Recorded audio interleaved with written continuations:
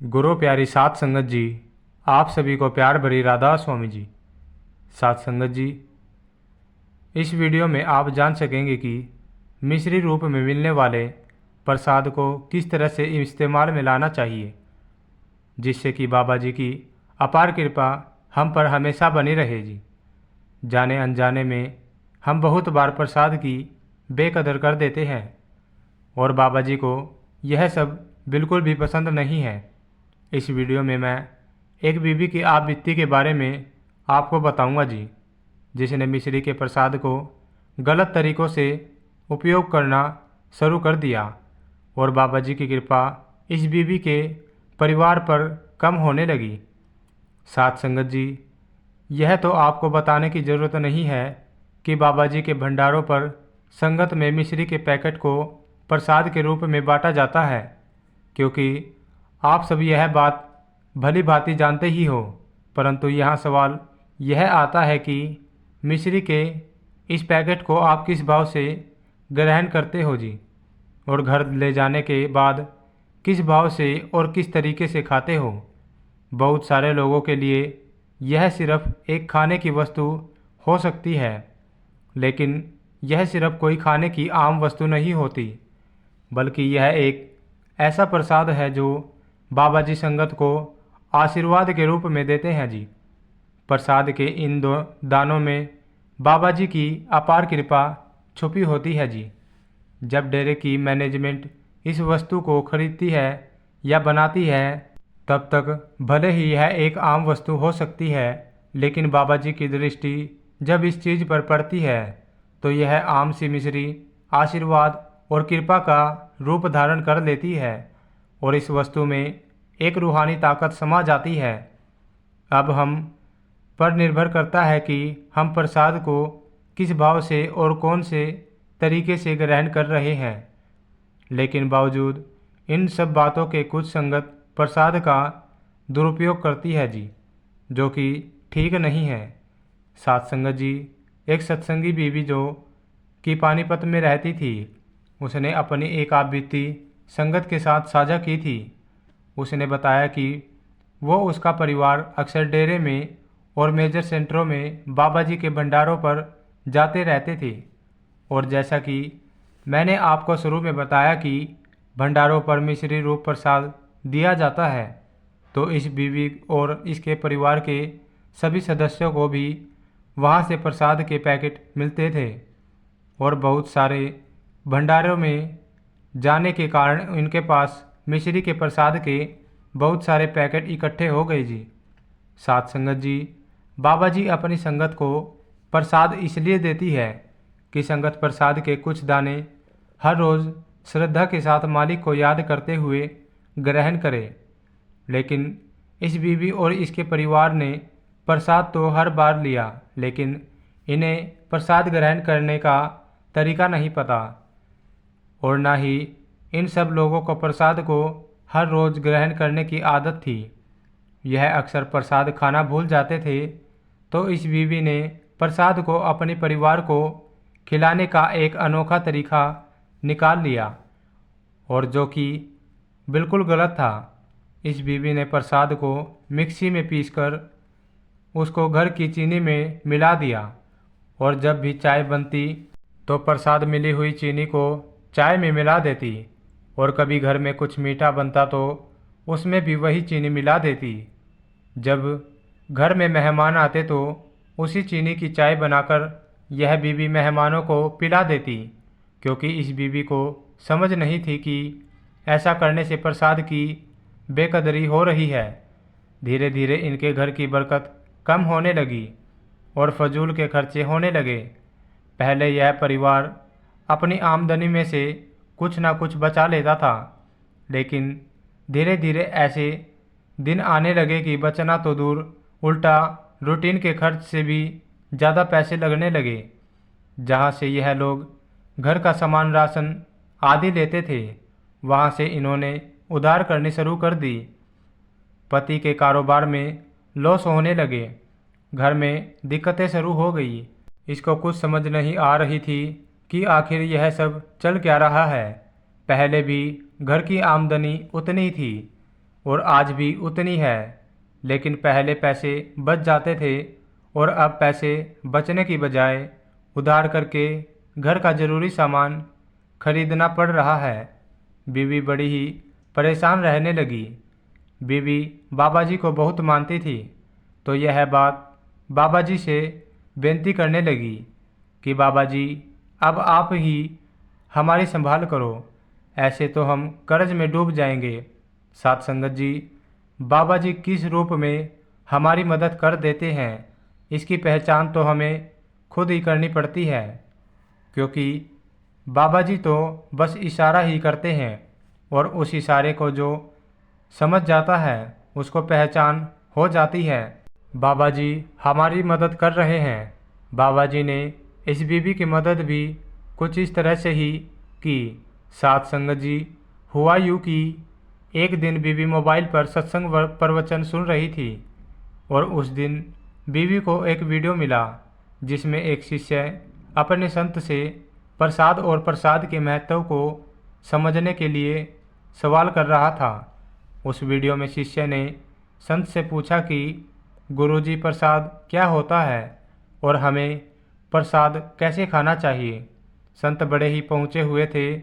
संत ने कहा कि बेटा, प्रसाद का मतलब होता है कृपा। जब एक पूर्ण गुरु किसी वस्तु पर दृष्टि डाल देते हैं तो वह वस्तु प्रसाद बन जाती है और प्रसाद हमारे शरीर की भूख के साथ साथ आत्मा की भूख भी तृप्त करता है। जब भी प्रसाद ग्रहण करो उससे पहले अपने गुरु का शुक्र करो। गुरु से कहो कि हे मेरे सद्गुरु, आपका शुक्र है जो आपने हमें प्रसाद के रूप में बरसने वाली कृपा के लायक समझा। आगे संत जी ने समझाया कि प्रसाद की किसी भी सूरत में बेकदरी ना करो।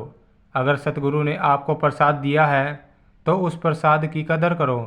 प्रसाद को प्रसाद की तरह ग्रहण करो। प्रसाद को दूसरे खाने की वस्तु में नहीं मिलाना चाहिए। शिष्य ने पूछा कि गुरुजी, अगर हम प्रसाद को घर के भोजन में मिला देते हैं तो क्या यह उचित होगा। तो संत जी ने समझाया कि बेटा, प्रसाद एक बहुत ही पवित्र चीज़ होती है और घर में आने वाली खाने पीने की चीज़ें ना जाने कितने और किस भाव वाले लोगों के हाथों से होकर हमारे घर तक पहुंचती है, और अगर हम उन चीज़ों में प्रसाद को ला देते हैं तो इससे प्रसाद की बेकदरी हो जाती है। और जब हम प्रसाद को घर की किसी दूसरी चीज़ में मिला देते हैं और घर में मेहमान आते हैं तो वही चीज़ हम मेहमानों को भी खिला देते हैं। मेहमानों के लिए तो वह बस एक खाने या पीने की चीज़ है, वो उस चीज़ को किस भाव से ग्रहण कर रहे हैं हमें पता नहीं चलता, जबकि प्रसाद को तो बड़ी श्रद्धा भाव से ग्रहण करना चाहिए जी। जब इस वीडियो को उस बीबी ने सुना तो उसको समझते देर न लगी कि सतगुरु की कृपा अब उन पर क्यों नहीं हो रही। उस बीवी ने अपनी इस गलती के लिए बाबा जी से बहुत माफ़ी मांगी और भविष्य में जब भी इनके घर प्रसाद आया तो पूरा परिवार बड़ी श्रद्धा भाव से बाबा जी का शुक्र करते और शुक्र करते हुए प्रसाद को ग्रहण करते। समय बीतने के साथ परिवार की खुशियाँ फिर से लौट आई। साथ संगत जी, प्रसाद की बेकदरी कभी नहीं करनी चाहिए जी। हर रोज़ सुबह प्रसाद के 2 से 3 दाने अपने हाथ में ले और बाबा जी का शुक्र करे और श्रद्धा भरे भाव के साथ प्रसाद को ग्रहण करे जी। साथ संगत जी, अपनी तरफ से तरीके मत अपनाए जी। साथ संगत जी, अभी आप वीडियो में बने रहिए जी। अब मैं आपको बताता हूँ कि घर में बनने वाला भोजन किस तरह से लंगर का रूप ले लेता है और ऐसे भोजन में बाबा जी कितनी कृपा बरसाते हैं। एक सत्संगी लड़की की शादी एक गैर सत्संगी परिवार में हो गई। लड़की चाहती थी कि उसको सत्संगी परिवार मिले, लेकिन शादियां तो पहले से ही तय होती है, इसमें इंसान का बस नहीं चलता। तो लड़की के परिवार वालों ने जब देखा कि लड़की वाले बहुत अच्छे लोग हैं और वह सिर्फ सत्संगी नहीं है लेकिन मंदिरों से जुड़े हुए हैं, लड़की के माता पिता ने इस बात को अनदेखा कर दिया, क्योंकि बाबा जी अक्सर समझाते हैं कि कौन सत्संगी है और कौन नहीं। इस बात से कोई नहीं फर्क पड़ता। फर्क पड़ता है कि इंसान कैसे हैं। अगर अच्छे हैं तो आप रिश्ता जोड़ सकते हो। तो बाबा जी की बात को सुनकर इन्होंने अपनी लड़की की शादी उस परिवार में कर दी। और लड़की शुरू से ही एक सत्संगी माहौल में पली बड़ी थी, तो उसने वहाँ अपने ससुराल में रसोई में बाबा जी की एक तस्वीर लगा दी। इस पर ससुराल वालों को जरा से भी प्रॉब्लम नहीं थी, क्योंकि उन्हें पहले से ही पता था कि लड़की इनसे जुड़ी हुई है। साथ संगत जी, कैसे इस लड़की के कारण उनके घर बनने वाला भोजन धीरे धीरे लंगर प्रसाद बन गया और कैसे वह पूरा परिवार एक सत्संगी बन गया। अब आप इसको जानेंगे और आप लोग भी अपने घर में बनने वाले भोजन को ऐसे लंगर प्रसाद बनाकर ग्रहण कर सकते हो जी। लड़की जब भी रसोई में रोटी बनाती तो वह बाबा जी के शब्द बोलती। यह आदत उसकी शुरू से ही थी। अक्सर घर की महिलाएं खाना बनाते समय या गाने गुनगुनाते हैं या फिर मोबाइल पर फिल्मी गाने लगाती हैं और फिर खाना बनाती है, लेकिन इस लड़की की जो आदत शुरू से थी वही आदत इसके ससुराल में भी थी। रसोई की दीवार पर बाबा जी की तस्वीर के आगे यह खाना बनाती और बाबा जी के शब्दों को सिमरती रहती। और जब खाना बन जाता तो सबसे पहले खाने को बाबा जी की तस्वीर के सामने रख कर बाबा जी का शुक्र करती और उसके बाद खाने को परिवार के सदस्यों में वर्ता देती। लड़की की सास को यह सब देखकर खुशी मिलती, क्योंकि लड़की के ससुराल वाले ना तो कभी खाने से पहले मालिक का शुक्र करते और ना ही खाना बनाते समय कोई भजन सिमरन कीर्तन सुनते या गुनगुनाते। वह लोग मंदिरों में तो जाया करते थे, लेकिन साथ संगत जी, इसलिए कहा जाता है कि जीवन में मार्गदर्शन करने के लिए गुरु का होना बहुत ज़रूरी है। यह ठीक है कि जो मंदिर से जुड़े हुए हैं उन्हें मंदिर जाकर सुकून मिलता है, लेकिन जो सतगुरु से जुड़े होते हैं सतगुरु उनका मार्गदर्शन भी करते हैं। तो जब लड़की की सास यह सब देखती तो वह भी खाना बनाते समय भगवान के भजन गाने लगाती। और कुछ दिन के बाद लड़की ने घर में एक नियम बना दिया कि घर के सभी सदस्य खाना खाने से पहले अपने इष्ट का ध्यान जरूर करेंगे। आप लोगों को जिस पर भी विश्वास है आप सब उनका धन्यवाद करो कि हे मेरे मालिक, तेरा शुक्र है जो तूने मुझे सब कुछ दिया। लड़की की इन बातों से परिवार के सदस्य बड़े ही प्रभावित होते और सबने खाने से पहले अपने मन में मालिक का शुक्र करना शुरू कर दिया। एक दिन लड़की की सास भी लड़की के साथ सत्संग घर चली गई और वो उसका सत्संग घर में पहला दिन था। जब उसने देखा कि सत्संग घर में बहुत सारे लोग सेवा कर रहे हैं तो उसको यह सब बहुत अच्छा लगा, क्योंकि महंगी महंगी गाड़ियों में आए हुए लोग वहाँ झाड़ू लगा रहे हैं जैसे सेवा करते थे। लड़की की सास की दिलचस्पी इस ओर बढ़ने लगी और एक बार लड़की अपने पति के साथ डेरे जा रही थी तो लड़की की सास और ससुर ने भी उसके साथ जाने का मन बना लिया और यह सब वहाँ डेरे में पहुँच गए। डेरे को लड़की ने तो हजारों बार देखा हुआ था, लेकिन बाकी के तीनों लोगों के लिए डेरे को देखना पहली बार हो रहा था। अंदर का नज़ारा देखकर वह लोग हिल गए। उन्हें विश्वास ही नहीं हो रहा था कि डेरा इतना खूबसूरत और इतनी ज़्यादा साफ सफाई और इतना सुनियोजित तरीके से बना हुआ है। सब वहाँ बाबा जी का सत्संग सुनने गए हुए थे। सत्संग में बाबा जी ने एक बात ऐसी समझाई कि लड़की के सास ससुर को वह बात इतनी ज़्यादा अच्छी लगी कि कुछ ही दिनों में सास ससुर भी सत्संगी बन गए। बाबा जी ने उस सत्संग में समझाया कि ना नदियों में नहाने से और ना बाहरी दर्शनों से किसी को मुक्ति मिली है और ना कभी मिलेगी। मुक्ति का सिर्फ एक ही रास्ता है और वह है नाम की कमाई। अपने ध्यान को एकाग्र करके ध्यान को माथे के बीच तीसरे तिल पर टिकाना और उस समय जो कुछ एहसास हो सकता है अनुभव करना है। और इसके लिए हमें ना तो जंगलों पहाड़ों में जाने की ज़रूरत है और ना ही कहीं भटकने की। यह काम हम अपने घर में अपने कमरे में बैठकर भी कर सकते हैं। जब यह बात सास ससुर ने सुनी तो उन्हें बहुत अच्छा लगा और सत्संग के बाद उन्होंने लड़की से पूछा कि क्या हम भी ध्यान को एकाग्र कर सकते हैं।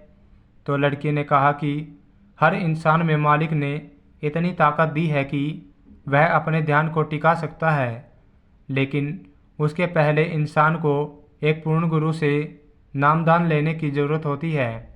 बिना गुरु के कुछ हासिल नहीं होता। सास ससुर इतने प्रभावित हो रहे थे कि दोनों सत्संग घर में सेवादार बन गए और 2 साल के बाद दोनों ने नामदान भी ले लिया। साथ संगत जी, सास ससुर को बाबा जी ने अपनी ओर खींचना ही था और जरिया बना दिया उस लड़की को। लड़की की शादी उनके बेटे से करवा दी और फिर लड़की जब भी खाना बनाती तो वह खाना भी बाबा जी की कृपा से लंगर प्रसाद बन जाता। और जब उसके घर के सदस्य लंगर को खाते तो उनकी सोच अपने आप ही बदलने लग जाती और धीरे धीरे वह लोग भी सत्संगी बन गए। साथ संगत जी, घर में बनने वाले खाने को लंगर प्रसाद से कम नहीं समझना चाहिए। अगर आप श्रद्धा और विश्वास के साथ बाबा जी का शुक्र करते हुए भोजन बनाते हो तो और साथ संगत जी, घर पर जो बाबा जी की तस्वीर हम सब रखते हैं तो उसको कोई आम तस्वीर नहीं समझना चाहिए, बल्कि विश्वास करना चाहिए कि बाबा जी खुद हमारे सामने बैठे हैं और हमें भोजन बनाते हुए देख रहे हैं और बाबा जी की दृष्टि भोजन पर पड़ रही है। जब हम बाबा जी की तस्वीर पर ऐसा विश्वास कर लेंगे तो हमारे अंदर भी कभी भी बुरे विचार नहीं आएंगे जी, और हम हमेशा पॉजिटिव रहेंगे और हमारे घर में बनने वाले खाने पर बाबा जी की दृष्टि पड़ती रहेगी जी। साथ संगत जी, हमें एक और बात का बहुत खास ध्यान रखना चाहिए कि हमें उतना ही भोजन पकाना चाहिए जितना कि ज़रूरी हो। कई बार हम ज़्यादा खाना बना लेते हैं जो कि बाद में बच जाता है और हम उसको फेंक देते हैं। इन सब कामों से बाबा जी बहुत नाराज़ होते हैं। जब हम अपने घर में पकने वाले खाने को लंगर भाव से बनाएंगे और खाएंगे तो हमारे अंदर अपने आप ही अन्न की बेकदरी और अनादर न करने का विचार आएगा। साथ संगत जी, इसी के साथ इजाज़त चाहते हैं। मिलते हैं नेक्स्ट वीडियो में।